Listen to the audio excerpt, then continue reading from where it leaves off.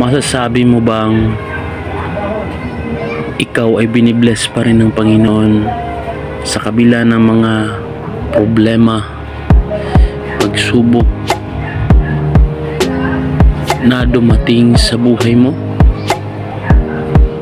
Masasabi mo bang maraming salamat Lord, thank you, sa kabila ng hirap na dinaranas mo? Well, dapat